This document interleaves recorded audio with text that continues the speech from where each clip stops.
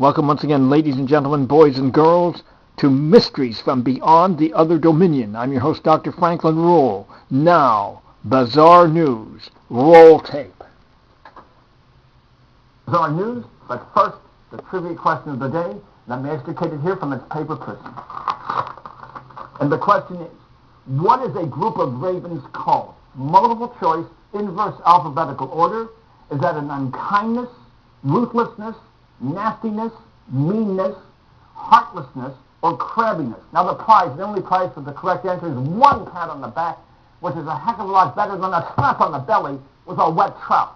Now if you want $1 million, call Meredith Vieira. But please do not call us. We do not have any operators to take your calls, and if we did, we still could not afford prizes.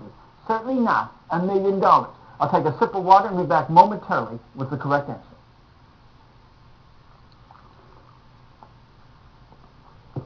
Okay, I'm calling time, and let's take a look at the 6 possible answers for a group of ravens. Is it an unkindness, a ruthlessness, a nastiness, meanness, heartlessness, or crabbiness? What's your answer out there? Let's hear an answer from somebody. Meanness. Okay, wrong. It's an unkindness, but you were close. Now, speaking of ravens, their close cousins, the crows, have been causing a lot of problems in Cedar Rapids, Iowa, with noise and whoppings. So the city fathers came up with a great idea to drive them out. Turns out crows are terrified of dead crows.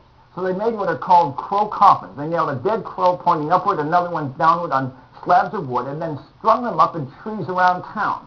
And the crow population in that town has significantly declined. They're terrified of dead crows. And I don't blame them. Now here are some worms, and this pertains to the Mount Nelson Hotel in Cape Town, South Africa. In their backyard, they have 1 million worms digesting organic waste from the hotel, mostly food from the patrons left on plates. And they say that the worms are saving the money, and they're also creating something called vermicast, which is a type of fertilizer used for their lush orchards. Other hotels are planning on getting worms, and in the future, perhaps in your own sink, you'll have a batch of worms and no longer need to waste money on garbage disposal. Great idea. Now here is a pearl earring, and this pertains to some good and bad news pertaining to Marlene Dietrich, the well-known actress. Back in 1934, she's riding the Big Dipper, a roller coaster, in Blackpool, England, and lost her pearl earring. She asked people to hunt for it. They never found it. Just 3 weeks ago, workers found the pearl earring under the Big Dipper in the dirt. And it's in pretty good shape. Let's see how that is. Ow! Oh, God, how do you wear these things? Ow! Okay, that's the good news. It's in good shape. The bad news, Marlena died back in 1992 at age 90. We can't give it back to her. If you were to materialize right now in our studio, Marlena, I would be glad to give this to you, yes. Now here is a python. And this pertains to a snake that was hungry for a snack in a fruit orchard in Kuala Lumpur, Malaysia.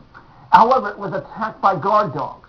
So the python began swallowing one guard dog after another until it had ingested 11 guard dogs. Villagers heard the commotion. They found the python tied to a tree, but they're not going to kill it. Poor baby just wants some fruit, not dogs, but swallowed 11 guard dogs. Unbelievable. And here's a TP tube, and this pertains to a new invention, Anti-Flatulence Panties.